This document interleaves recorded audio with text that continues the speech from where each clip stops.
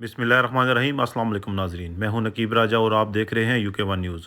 मेरी कोशिश होती है कि मैं आप तक वो तमाम अहम व्लॉग्स और तमाम अहम जर्नलिस्ट जो पाकिस्तान के लिए ईमानदारी के साथ जर्नलिज्म कर रहे हैं, उनकी आवाज़ आप तक पहुंचा सकूं। मुल्क की सियासी, आइनी और अदालती तारीख का एक और ड्रामाई दिन आज ख़त्म हुआ।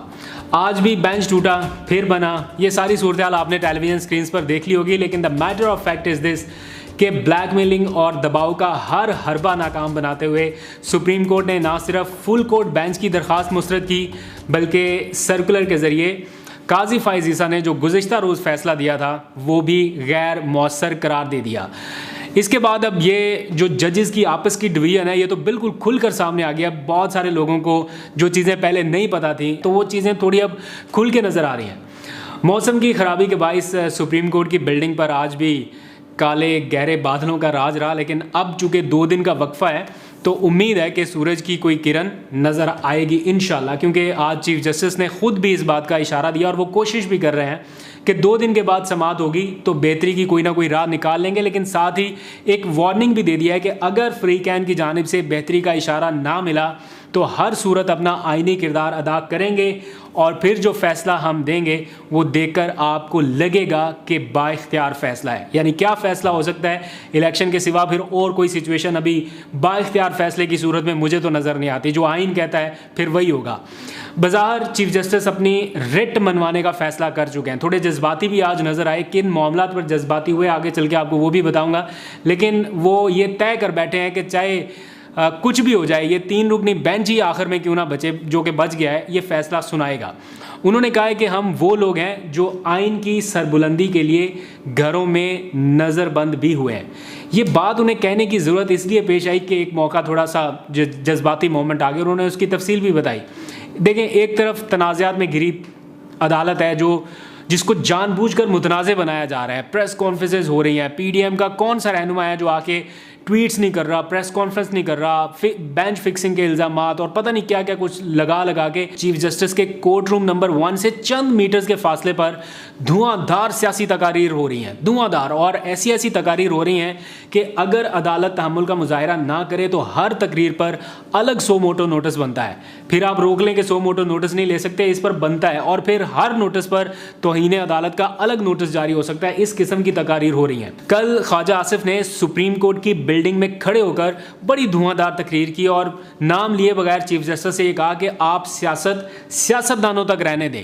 सियासत साथ वाली बिल्डिंग में, यानी जो उसके बिल्कुल साथ पार्लियामेंट की बिल्डिंग है, उसका हवाला दिया कि सियासत साथ वाली बिल्डिंग में रहने दें जिसमें मैं होता हूं। अपनी तरफ इशारा करके ख्वाजा आसिफ ने कहा, चीफ जस्टिस का नाम लिए बगैर। तो मुझे याद आ गया ख्वाजा आसिफ ये वही शख्स हैं जिनको इसी चीफ जस्टिस ने, यानी चीफ जस्टिस उमर अताब बंदयाल ने ताहयात नाअहली से बचाकर सियासत में वापसी का मौका दिया है, वरना इस्लामाबाद हाई कोर्ट ने इन्हें सियासत से नाअहल कर दिया था।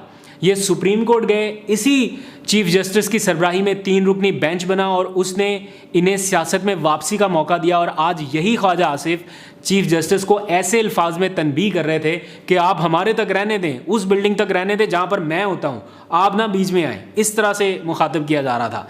खैर, जज खुद तो अपना दिफा कर नहीं सकते, लेकिन सोशल मीडिया पर पूरा पाकिस्तान इस वक्त इस मुश्किल वक्त में डट जाने वाले मोअज़्ज़िज़ जजेस के साथ खड़ा है, इजहार यकजहती का पैगाम दे रहा है। और इसी के साथ साथ PTI के हामी कारकुनान ने भी एक PDM मुखालिफ दिलचस्प मगर मौसर मुहिम लॉन्च कर रखी है। ये बड़ी दिलचस्प मुहिम है जिसमें हज़ारों पाकिस्तानी इस वक्त तक हिस्सा ले चुके हैं। आप कैसे उसमें शरीक हो सकते हैं? नो कमेंट ज़ीरो रीच मुहिम, ये क्या है और आप कैसे पार्टिसिपेट कर सकते हैं, कुछ ही देर में मैं आपको बताऊंगा। बड़ी दिलचस्प मुहिम है।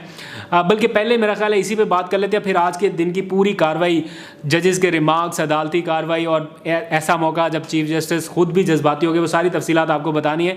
लेकिन पहले थोड़ी सी बात कर लेते हैं इस दिलचस्प मुहिम पर, यानी नो कमेंट ज़ीरो रीच। ये मुहिम क्या है? ये PTI के कुछ हामी कारकुनान जो सोशल मीडिया के ऊपर हैं, वो छोटी मरीम नवाज़ को आपने देखा होगा अक्सर, शेर बानो, उसका ये बेसिकली आइडिया था और उसने फिर हर जगह पे फ्लोट किया और फिर बहुत सारे हज़ारों लोगों ने उसको फॉलो कर लिया और फिर ग्राफिक्स बन गए और सारा कुछ। अब ये प्रॉपर एक मुहिम बन चुकी है उन लोगों को इररेलेवेंट करने की जो PTI मुखालिफ बयानियाँ लेकर चल रहे हैं या जजेस मुखालिफ या अदलिया मुखालिफ कोई भी बयानिया है, ट्वीट्स करते हैं, तो बहुत सारे लोग रिएक्ट करते हुए उन ट्वीट्स को रिप्लाई करने लग जाते हैं या कोट रीट्वीट करने लग जाते हैं, कोट ट्वीट करते हैं, व्हाटएवर। तो उससे क्या रहता है कि उनके व्यूज़ बढ़ जाते हैं और उनकी ट्वीट्स की जो रीच है वो नाकाबिले यकीन हद तक बढ़ जाती है। वो जैसे नीचे कमेंट्स आते हैं तो ट्विटर के एल्गोरिदम में ये काउंट होता है कि ये कोई बहुत अच्छा ट्वीट है या बहुत वायरल कंटेंट है, तो इसको वो और ज़्यादा रिकमेंडेशन में दिखाने लग जाता है, जो कि आप लोगों के अगेंस्ट जाता है अगर आप लोग उसको बहुत ज़्यादा रेलिवेंट कर देते हैं। तो इसका तोड़ ये निकाला ये मुहिम नो कमेंट ज़ीरो रीच के आप लोग इन लोगों को ट्विटर के ऊपर ऐसे इररेलेवेंट करें कि ना आप इनको लाइक करें, ना आप इनको रीट्वीट करें, ना आप इनको कोट ट्वीट करें, ना इनको आप रिप्लाई करें। अगर आपने अपना कोई तबसरा करना है इसके ऊपर या किसी भी तरह से रिएक्ट करना है तो उस ट्वीट का स्क्रीनशॉट लेके खुद पोस्ट करें और उसके ऊपर आप अपना कोई भी कमेंट लिख दें। आप करना चाहते हैं, आपकी मर्जी है, मैं इस बारे में नहीं राय देता, लेकिन एक दिलचस्प मुहिम थी, मैंने सोचा आपके साथ शेयर करूं। आगे बढ़ते हैं, आज की सुप्रीम कोर्ट की कार्रवाई के हवाले से बात करते हैं, जहां चीफ जस्टिस ने सेक्रेटरी दिफा और सेक्रेटरी ख़जाना को पीर के रोज़ तलब कर लिया। क्यों किया कुछ ही देर में आपको बताता हूं, लेकिन आज के अहम रिमार्क्स में चीफ जस्टिस ने यह वाजे कर दिया है कि आइन के मुताबिक असम्बली तहलील हो तो 90 दिन के अंदर हर सूरत इंतखाब होने हैं। असम्बली के सरबराह के पास ये इख्तियार है कि वो असम्बली को तहलील कर सकता था।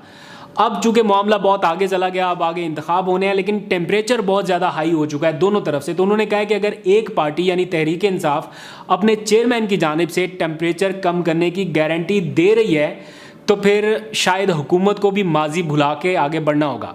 चीफ जस्टिस ने कहा है कि हम मुश्किलात पैदा करने के लिए बिल्कुल यहाँ नहीं बैठे।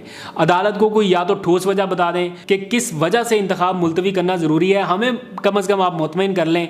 अगर नहीं कर सकते तो फिर डायलॉग पे आ जाएं, कोई डायलॉग करें।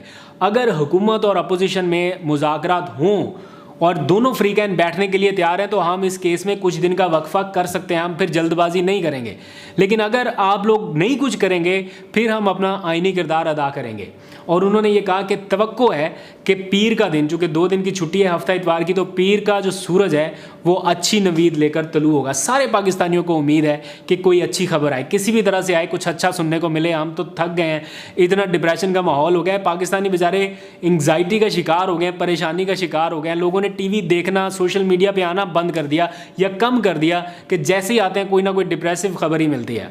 खैर, चीफ जस्टिस ने फंड्स और सिक्योरिटी की अदम फराहमी पर आज सेक्रेटरी दिफा और सेक्रेटरी ख़जाना को भी तलब कर लिया। उन्हें भी कहा है कि भाई मंडे को आगे बताएं कि क्यों आपके पास सिक्योरिटी नहीं है, क्यों आपके पास फ़ंड नहीं है।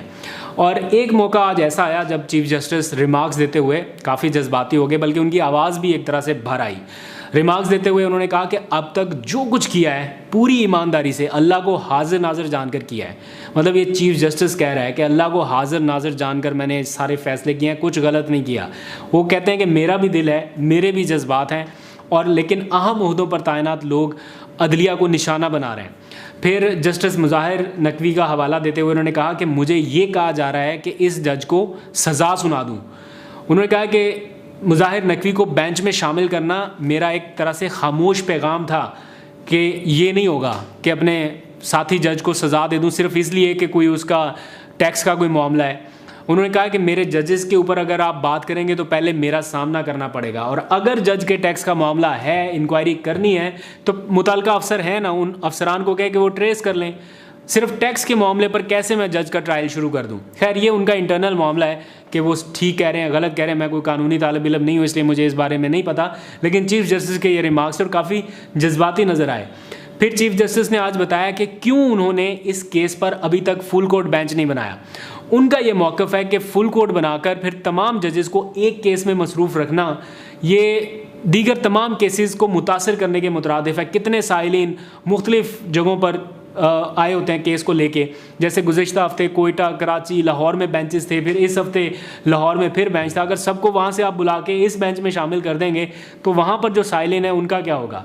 तो उन्होंने कहा कि मैंने जब ये केस टेकअप किया तो आगाज़ में 9 रुकनी बेंच तश्कील दिया, और जब मैं ये 9 रुकनी बेंच बना रहा था तो उस वक्त मैंने सोचा कि इस बेंच में सीनियर से लेकर तमाम जो नए आने वाले जजेस हैं उन सब की नुमाइंदगी हो। चीफ जस्टिस ने कहा कि मैंने जस्टिस अतर मिनल्ला को आइन के बड़ा करीब देखा, बड़ा हम आहंग पाया। फिर justice Mansoor Ali Shah, justice Yahya Afridi, justice Munib Akhtar और फिर जस्टिस एजाजुल एहसन, ये सारे आइन के माहिरीन हैं, इसलिए इन जजेस को इस बेंच में शामिल किया गया था जो 9 रुकनी बनाया था। वैसे मेरा ज़ाती ख्याल है कि इन जजेस का बेंच से अलग हो जाना ही इस बात का सबूत है कि चीफ जस्टिस ने कोई पिक एंड चूज़ नहीं किया, ना ही सिर्फ अपनी पसंद के लोगों को इस बेंच में रखा है। अगर ऐसा होता तो फिर उनके साथी जजेस की जानिब से उन्हें इस तरह एम्बेरसमेंट का सामना ना करना पड़ता, वो इतने एम्बेरस ना होते, या ऐसे रवैये का कम अज़ कम उन्हें सामना ना करना पड़ता जैसे एक एक करके उनका साथी बेंच से उठता चला गया। खैर, चीफ जस्टिस की इस वजाहत के बावजूद जो पीडीएम के रहनुमा हैं वो धुआंधार तकारीर करते हुए फुल बेंच बनाने का मुतालबा बार बार दोहरा रहे हैं, और अभी तक ये मुतालबा ना सिर्फ बरकरार है बल्कि यहाँ तक कह दिया गया है कि अब फुल कोर्ट का फैसला ही माना जाएगा। अगर 3 रुकनी बेंच ने फैसला दिया तो हो सकता है कि उस पर अमल दरामद ना हो। ये राना सनाउल्लाह साहब के बयान है कि हो सकता है कि वो काबिल अमल ना हो। और फिर मरियम नवाज़ ने भी अभी कुछ देर पहले ट्वीट करके कह दिया है कि ये फ़ैसला नाकाबिल कबूल होगा। इसका मतलब है कि सुप्रीम कोर्ट का फ़ैसला अगर इस मुल्क में नाकाबिल कबूल होगा तो फिर किसका फ़ैसला माना जाएगा? ये सरासर तौहीन अदालत है। इसके ऊपर नोटिस जारी होने चाहिए, लेकिन एज ए सेड अर्लियर कि अदालत बड़े तहम्मुल का मुजाहरा कर रही है। पीडीएम के इन रिमार्क्स पर फिर तहरीक इंसाफ का रद्द-ए-अमल भी अब सामने आ गया है, और वो ये कह रहे हैं कि फ़ैसला ना माना गया तो हुकूमत घर जाएगी। तो हो सकता है अदालत आखिर में आके हुकूमती सरबराह को बुला ले अदालत में और कोई भी सज़ा सुना सकती है।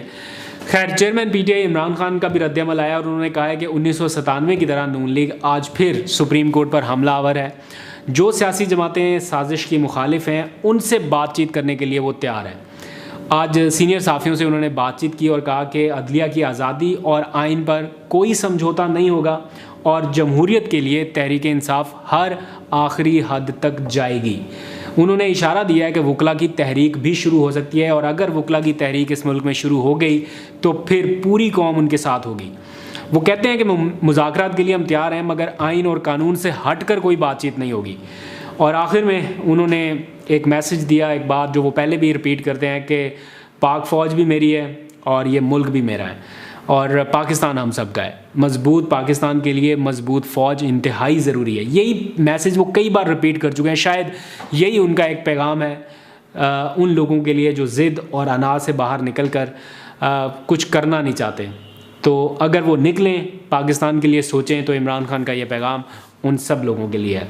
आज तहरीरी तौर पर पीटीआई ने यकीन दहानी कराई है सुप्रीम कोर्ट को कि वो मौजूदा सियासी टेम्परेचर कूल डाउन करने के लिए वो सब करने के लिए तैयार हैं जिसका सुप्रीम कोर्ट उन्हें पाबंद बनाएगी। कुछ 8-9 नुकात की उन्होंने आज तहरीरी तौर पर चीज़ें भी दी हैं सुप्रीम कोर्ट में कि हम अपनी जलसे जुलूस रैलियां सिर्फ उस जगह पर करेंगे जहां पर सिक्योरिटी होगी। अपने तौर पर हम कोई ऐसी कोशिश नहीं करेंगे जिससे इंतशार पैदा हो। पुरअमन रहेंगे, रैलियां पुरअमन रहेंगे, कारकुनान पुरअमन रहेंगे, जमात पुरअमन रहेगी। अब इससे ज़्यादा कोई क्या कर सकता है? वैसे भी तहरीक इंसाफ अब तक तो पुरअमन ही है। उनको इंस्टिगेट जब किया जाएगा, उनके खिलाफ ऑपरेशन लॉन्च कर दिए जाएंगे, सैकड़ों मुकदमात बन जाएंगे, तो फिर आप उनसे पुरअमन रहने का वो बुनियादी हक छीन रहे हैं जो वो रहना चाहते हैं। लेट्स सी कि दूसरे फ्रीक की तरफ से अदालत उनसे क्या गारंटी मांगती है।